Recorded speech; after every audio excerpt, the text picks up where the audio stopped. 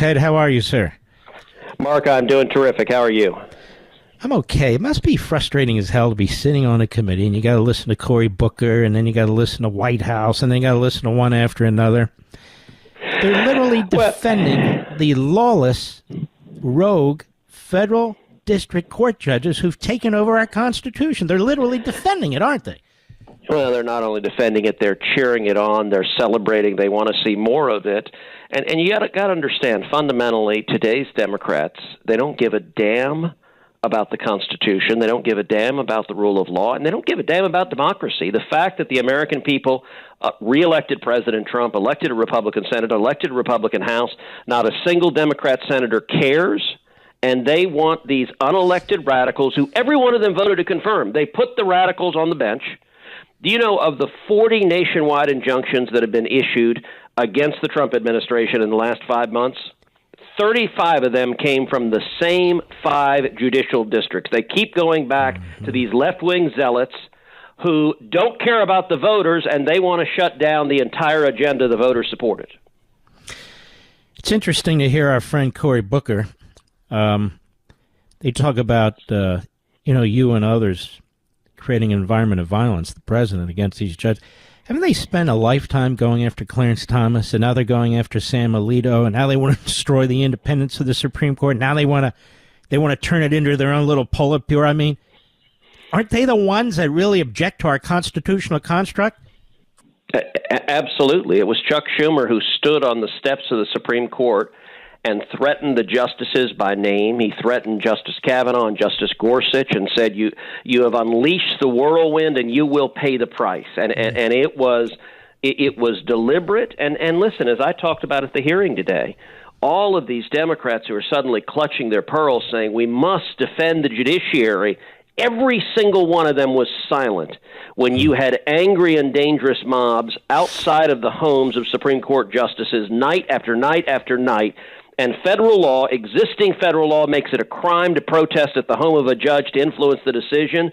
And Merrick Garland, the Biden Attorney General, refused to enforce the law, and not a single Democrat senator opened his mouth about it. They were perfectly fine with the lawless Biden Department of Justice refusing to enforce the law because they wanted to intimidate and frighten the justices. They wanted the mob to be there threatening their kids, and it was grotesque, and every Senate Democrat saluted and said, that's our team. And almost every Senate Democrat, 2 of them have left, I think, since, want to destroy the makeup of the court. Now, look, I don't think these justices are God, but I don't think senators are either. And what they wanted to do is increase the number of justices so they could slam in these radical left-wing judges into these justice positions the way they've done it in the lower court. Do these people really believe in the Constitution? They really don't. Don't they spend most of their time attacking it and the people who wrote it and the monuments for the people who wrote it, and then they wave it around like they're defending it? Doesn't that drive you crazy? It is infuriating, and you look at this last election where the lawfare that was waged against Donald Trump, the Democrats, in the whole history of our country, nearly 250 years, we had never had a president or former president indicted, and the Democrats did so 4 times to Donald Trump, and it was because of their contempt for the voters. They were terrified that the American people would do what they did in November, which is reelect Trump. And so they wanted to take that choice away from the voters. And look, fundamentally, the policy agenda of the Democrats is wildly unpopular. Open borders, releasing Venezuelan gang members and murderers and rapists and child molesters, that's wildly unpopular. Confiscating people's guns and undermining the Second Amendment, that is wildly unpopular. And so the Democrats want to put on the bench radicals who will order those outcomes because if they have to win elections. Look, sending men to women's prisons is wildly unpopular, and yet Joe Biden, one of his nominees, was a judge from New York who did exactly that, had a 6'2" man who was a serial rapist who woke up one day and said, you know what, I feel like a woman. And this judge sent this 6'2" serial rapist to a woman's prison in Fort Worth, Texas. And that's the kind of judges the Democrats want, people who are zealots, because their policies, if they had to take them to the voters would laugh them out of town. And the thing about this is, you've got a couple of Supreme Court justices, Sotomayor, but Jackson was among the most outspoken, defending the conduct of these lower court judges, making really, truly embarrassingly imbecilic arguments like, it's the quickest way to get an emergency appeal to the Supreme Court. I'm thinking to myself, why? If a judge rules one way in a district court and they appeal it, and then they appeal it to the Supreme Court, people can appeal directly to the Supreme Court in rare occasions. Why do you have to have a lower court judge destroying our constitutional system to get a case in front of the Supreme Court quickly? I didn't even understand what she was talking about. Do you? No, and it is utter lawlessness. The Democrats don't care. This is about power.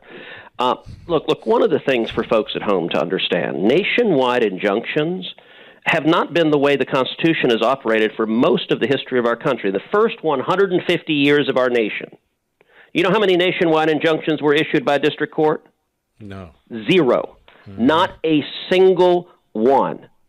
In the last 4 months, we've seen more than 40 nationwide injunctions. That is more than were issued in the entire 20th century. That's 100 years. In the last 5 months, the Trump administration has had more nationwide injunctions in the 20th century. In the last 4 months, we have seen more nationwide injunctions issued against the Trump administration than the George W. Bush administration, plus the Obama administration, plus the Biden administration combined. This is radicals in robes trying to rob the voters of the right to choose the policies they want. The voters wanted our damn border secured and wanted the criminals deported. And these radical judges say, no, leave the gang members and criminals here. That is utter lawlessness.